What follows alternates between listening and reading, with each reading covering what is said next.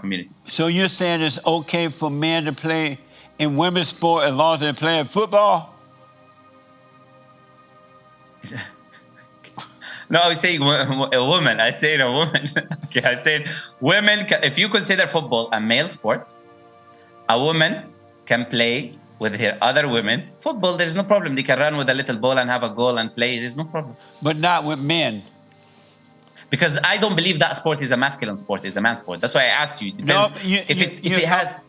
Here's what happened when two strong voices from different worlds clashed. Jesse Lee Peterson and Muhammad Ali from the Muslim Lantern. Sitting down with real respect, tackling faith, culture clashes, and the tough questions that make your blood boil or your mind race.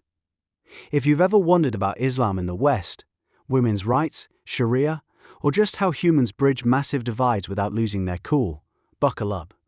Because this one's going to hit you with truth, frustration, and some eye-opening moments. Let's jump in. I have with me Muhammad Ali. He's from the Muslim Lantern YouTube channel. Muhammad, thank you so much for coming on, man. My pleasure. I'm happy to be here. I do appreciate it. Why did you become a Muslim? Yeah, so I was born in a Muslim family, and I think a lot of people are born in specific religious families. And Muslims have a specific belief. We believe that there's something called the fitrah. Fitrah is an innate disposition to recognize the Creator who created everyone. So we believe every human being is born with that. We believe every child is born with that natural disposition called the fitrah, to recognize their Creator. So we believe they're initially born to recognize God and to recognize parts of good and bad. So I believe this is how I was born, this is how you were born, and how everyone was born. But the Prophet said, when you grow older, your parents, they influence you. You can become a Christian, you can become Jew, you can become something else. But if you were left upon that natural disposition that we call the fitrah, you'll always be upon the position of... Right from the jump, you can feel the tension crackling. Jesse's probing deep on whether Muslims still see Christians and Jews as infidels deserving death. Muhammad hits back firmly, pointing to specific Quranic verses like 2:190 and 60-8 that emphasize not aggressing and showing kindness to those who aren't attacking you. A position of submission. Because the word Islam means to submit. A Muslim is someone who submits to the Creator, who submits his will to God. So you're naturally upon that position to submit to the one true Creator, the one true God. So I was born in a Muslim family, but up until I reach, you want to say something or should I continue? Yeah. So up until I reached the age of 18 or 19, obviously I think everyone gets this existential kind of question, right? Why am I doing here? What's going to happen to me when I die? What's going to happen in the future? And I got the same question as everyone else. And I would say what triggered that question for me was thinking about death, that everything ends. My life ends because I was thinking about my future when I was 18, 19, around that age. I was thinking about my future. Okay, so what do I want to do in the future? What do you want to be? What do you want to become? What do you want to accomplish in life? And then when you think about it, that really whatever you accomplish, you're going to end up dying. However amount of money you're going to make, in the end, you're not going to take with you to your grave. Right. However amount of money you have, you're not going to wear more than one outfit, right? So this is what got me thinking into religion. And then I investigated, obviously, first Islam, looking at the evidences of Islam. I was born in a Muslim family. So I said, okay, let me see. Why is Islam the truth? Why are my family Muslims? Should I follow this faith? Because if I'm going to die, I want to die on the correct belief, right? So I investigated first Islam and then I investigated different religions. And I came to the absolute conclusion there cannot be any other truth other than Islam. Amazing. And so you were born a Muslim, but Muslim is just a religion. It's just a name. It's just a word. It's not who you are. And now that you're an adult, why have you stayed in it rather than... Because, rather than looking at Christianity and realizing that Christianity is the best religion because it requires that you admit that you're wrong. And when you admit you're wrong, then you're born of God. So it's not... In a world screaming division, here's a reminder that sacred texts aren't just blunt weapons. Context, history, and interpretation matter massively. The Quran's defensive posture in those early verses feels like a survival manual for a persecuted community, not a blanket kill everyone else order. But Jesse's skepticism is totally relatable. Muslims still consider Christians and Jews as infidels? What do you mean by infidels? It's an English word, so it's not an Arabic word. What do you mean by infidel? Infidel meaning that they're non-Muslim and they are worthy of death. No, we don't. We don't believe that we kill any non-Muslims. And I quoted verses of the Quran for you. Chapter 2, verse 190, chapter 2, verse 194, chapter 60, verse 8, chapter 5, verse 32. All of these are given references of verses for people to see that this is not the case. But how do I know you're telling the truth now, since I know that Muslims are taught to lie? You have to establish to me where Muslims are taught to lie. Can you please do that? I just told you about where's the difference? In order to deceive, to befriend the Christians and Jews, in order to destroy them. Where is the difference? Where is that in the Quran? Where? I don't know. They may have taken it out now. It was there years ago. You made it up. With all the respect. No, I didn't make it up. This is something... I've seen it in there before. Okay. But I did not make it up. But can you show me? Have one of your little Muslim friends show you. I don't know. No, I know the Quran. All of it from beginning to end. And there's not, if you claiming is, when I say you made it up, I'm saying that based on me knowing the Quran, because there's no such thing in the Quran. So if you make the claim, I believe you have to substantiate it with evidence, isn't it? No. That's how the, oh, okay. So you just make claims. Okay. No, I'm not. The media floods us with horror stories. So when someone says, that's not us, you want receipts. Muhammad delivers verses and urges people to read the source themselves.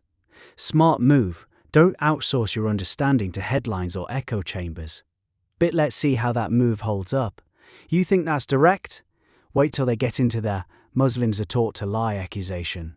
Jesse drops it heavily, referencing some old idea of befriending to destroy. But how do we trust across belief systems when trust is often weaponized? Right now is the Christian concept, right? And which is allowing you to do whatever you want in today's life. Therefore, it does not matter what happens in the afterlife. But as Muslims, the Creator, we don't use what you mean by material, even, right? If you mean physical, if that's what you mean specifically by material, why is it inherently bad? Or material? Yeah, why is it inherently that in heaven? How do you know you don't need it in heaven? I need it. There are other men who need it. So why are you deciding on our behalf? You know, you think if I need it in heaven, it's my. You believe that you would need physical things in heaven? Physical what? Sorry?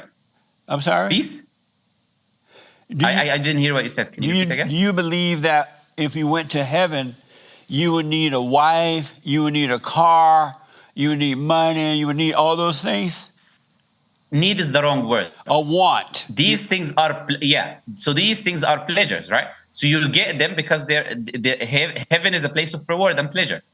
Who told you that? You get what your heart desires, what you want. Who told you that? This is what Islam teaches, and therefore, if I'm a Muslim and I believe objectively that right and wrong comes from God, then based on that, it comes from the Quran, it comes from the Hadith, it comes from the Islamic teachings. That's amazing. Who told you that you don't need materialistic things? Who told you don't need materialistic things? You need to be on earth, but not in heaven. But let me ask.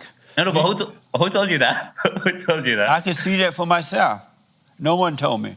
Okay, I can see it for myself as well. But okay, good. Go ahead, But let me ask. In the Quran, it says that you can lie and deceive the infidel, which they call the Christians and the Jews, that you can lie and deceive them. You can pretend to be their friends. You can move into the country, not quite like that, but whatever it takes to deceive them in order to... This touches taqiyya debates, but in mainstream Sunni practice, which Muhammad represents, it's mostly about protecting life under persecution, not casual deception. Yet the doubt lingers because real-world extremism exists. I respect Muhammad owning the Quran fully while challenging Jesse to engage the text. Intellectual honesty demands that. Don't cherry-pick chaos, read the whole thing. But Jesse's lived experience and American lens make his push understandable. We've all seen friends or family change stories under pressure. It forces the question, is Muhammad's position a genuine conviction or strategic calm? Let's see how the next section about Sharia law answers that. What was in there may not be in there now, but let me ask. Oh, no, it's never been there. Do you agree with the Sharia law? Yes, absolutely. 100%. From beginning to end. So the Sharia law is to kill people, right? Punish them and kill them if they don't do what the Muslims want them to. No. I give references from the Quran for you to answer this point that this is not what Islam teaches. You've got a more of a brainwashed extremist idea of what Islam is that has been taught in the media. I did expect you as a person to be more well kind of acquainted that what the media says is not the truth. So whatever kind of view that a lot of Americans have today of Muslims is absolutely not true. And I would recommend people to pick up a copy of the Quran. He claims even in prison or London, the Sharia applies personally. He honours the social contract with the UK via passport. That's mature. Not every Muslim wants a caliphate in the West. Many live dual track, personal faith plus civic law. But here's my sarcastic eye-roll moment. We're seeing no-go zones chatter and parallel societies pop up everywhere in the West now. Transformer phenomena in the West? Right. No, we don't agree with that. No, we don't agree with that as Muslims. So you do not believe that men and women should not mix in sports, absolutely. And so do you believe that women should play in men's sports? What do you mean? Can a woman play football, for example, run with a little ball? There's no problem. Do you believe that women should play in men's sports? But I just said, for example, football. What do you mean? What are you referring to? Which sport? What do you mean by men's sport? I asked you if you believe that should men play in women's sport. You said no, right? No, you play didn't together. ask me to explain sport with that. What the? I'm asking No, you. I said separately. I don't think you heard what I said. I said they can pray separately, meaning not together playing with one another, a male team versus a female team, right? I said they pray separately. That was the first question that you asked. Now, the second question that you're saying now is, can men play female sports? I give you an example. I said, no, football, should women play in men's sport? Yeah, sorry, women play men's sports. I said to you, for example, football. I said, there's no problem if a woman is playing with a ball or something. I answered that, yeah? Is the audio okay on your side? Because I did say that. So why is it okay for women to play the football with men, but men can't play in women's sports? Which women's sport are you referring to? Okay, in Islam, if a woman is going to imitate a man, or a man is going to imitate a woman, that's not permissible. That's why I give the example of football, because there is no imitation there. It's just playing with a basketball. But with the ball, right? If there is imitation, if a man imitates a woman or a woman imitates a man, that is a major sin in Islam. It's not permissible. We don't allow these type of things in our communities. So you're saying it's okay for men to play in women's sport as long as they're playing football? No, I was saying a woman. I said a woman. Okay, I said. When personal Sharia clashes with secular rights, say on apostasy or blasphemy, things get dicey. Muhammad's framing feels peaceful on the surface, yet history shows Sharia states enforcing hudud punishments. Intellectually, this is the tension of pluralism. How much private belief can a liberal society absorb before it erodes the public square? Jesse sniffing this out feels protective, not hateful. Stick around because the women's questions get spicy fast. You won't believe his views on hijabs and freedom. Women forced to wear those things over their head, what do they call buckers? Burqa. Are they forced to wear that? Okay, the answer to that question, I feel it's a bit disrespectful for two reasons, right? Why can it be disrespectful? For two reasons. First, is it has one of two assumptions. The first assumption is that the women are stupid and they cannot make their own choices and wear it out of their own free will. Or number two, that all Muslim men are a bunch of barbarics who will force their women to wear things that they don't want to wear. And either option you take, it is an offensive question, which is not true. So we believe they wear it with their own free will and choice. That's what we believe. So I saw a documentary. I don't remember where, but there was a Muslim woman over your country, and she was walking around by herself. She didn't have a man with her. And the Muslim men saw that and they beat her up. Which country? In your country. Where's my country? Well, it used to be over there. I don't know. Where is my country? But is that true? Okay, obviously.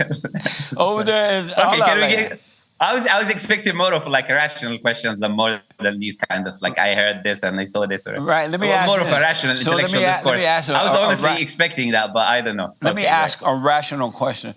Over in Allah land, the Muslim countries, are women allowed to walk around by themselves at night or anytime during the day?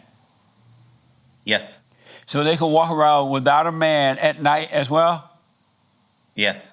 Oh, okay. I have, by the way, I have sisters, and they walk at night without a man there. Yes. Oh, okay. They're allowed to do that. All right. Jesse's "I saw this one time" energy was uncalled for, but it shows a real issue: perceptions versus data. Honor violence and restrictions exist in pockets. Stats on women's safety in some Muslim-majority spots aren't glowing, yet Muhammad's push for individual stories and Quran reading counters media caricature. Emotionally, it hurts seeing any group reduced to stereotypes. Western feminism has its own body count via broken homes and loneliness epidemics. But this is something else entirely. Follow the Sharia law in London, or do you follow the London law? I follow the Sharia law wherever I go, because a lot of people don't understand what the Sharia means. Sharia just means following the practice of Islam, the teachings of Islam. So praying 5 times a day is Sharia. Being good to my neighbor is Sharia. Taking care of my children is Sharia. So I practice Sharia wherever I am, because Sharia just means pathway to God. So whatever leads me to God, I do it, wherever I am. Even if I'm in prison, I still can practice Sharia in prison, right? Doesn't matter where you are, right? And do you follow the law of London as well, the land there? Of course, I'm here. Of course, I'm here. The Quran says, fulfill your contracts. And I've made a contract with this country that I will abide by the laws when I enter with the passport. So I have to fulfill the contract. Would you die for your faith? Would I die for my faith? Yes. 100%, yeah. Any day. And what does that mean to you would die for your faith? What would you do? You ask the questions, you tell me. If someone went against your religion, if someone wholeheartedly disagreed with it, and they said bad things, let's say they said bad things about your religion, would you try to hurt them? No, if someone disagrees with me, and this is not dying for my religion, no. Dying for my religion, I'll explain to you what dying for my religion then means from my perspective. Okay. Dying for my religion means in war, in combat, where they have a male combatant against another male combatant, Muslim against another faith, then yes, I would die for my faith in that kind of environment, which is what Islam teaches. Do the blacks... Or, for example, or because I engage with the different people on the streets as well, right? So if someone were to kind of try to do something to me, if I will protect my faith or die in that time, yes, this is me dying for my faith. There's no problem. Amazing. Do the blacks and the Muslims... This one stirs me. Philosophically, any permission for physical discipline in marriage feels archaic and dangerous in 2026. Power imbalances breed abuse. Full stop. Modern relationships thrive on equality, therapy, mutual respect, not light taps. Yet Muhammad's conditions and prophetic ideal aim to curb excess. Respect for trying to humanize it, but I'd argue evolution demands better. Zero tolerance. I would say, I don't even know the exact stat, but when you say blacks and Muslims, you're creating a separation. Only the 20% of Muslims are Arabs. There's 2 billion Muslims in the world. Only 20% are Arabs. 80% of Muslims are not Arabs. So you have the population of black Muslims that are out there. So why are you creating this separation anyways? I'm just wondering, because the blacks don't get along with anybody else. I just wonder. There's full African countries that are, like Somalia, for example, which is 99% Muslims. They're all black. I'm sorry to hear that. No wonder. What a mess. With all okay, so far, no problem. It's a low blow, but I'll let you go. Okay. Do you love white people? Do I love white people? I love the people who do good. If they do good, then I love their goodness. If they do bad, I don't love their goodness. Do you do bad sometimes? Of course. I'm a human being.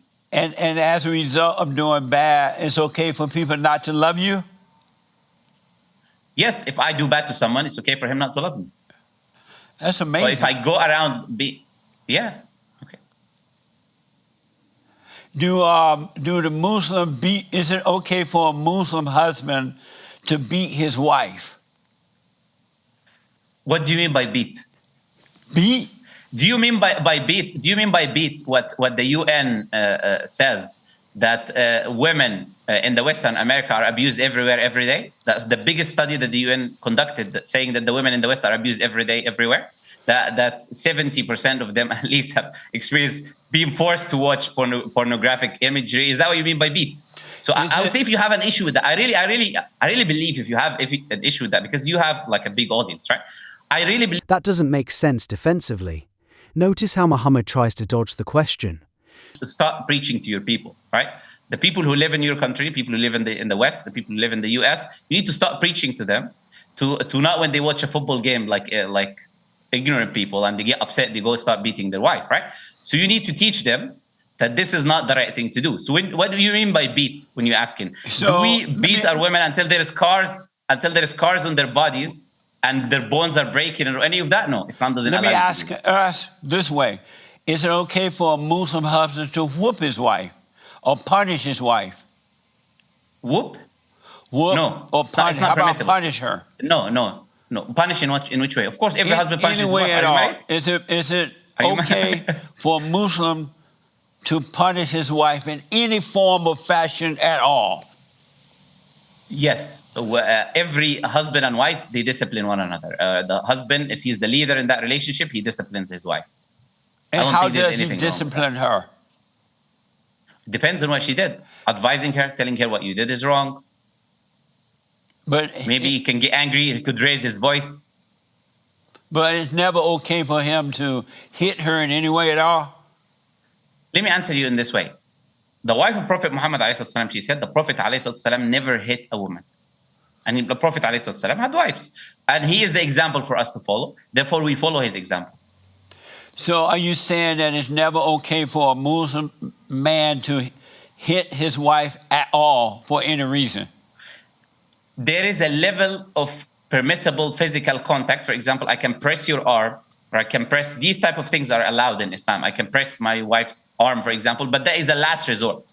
Allah explicitly tells us in the Quran, you cannot go into this resort straight away. First, you have to advise the wife. And then there's a second step that you do, which is separation from your wife in bed. And then the last step is that, which the Prophet ﷺ. Do you agree with any of his submissions or not?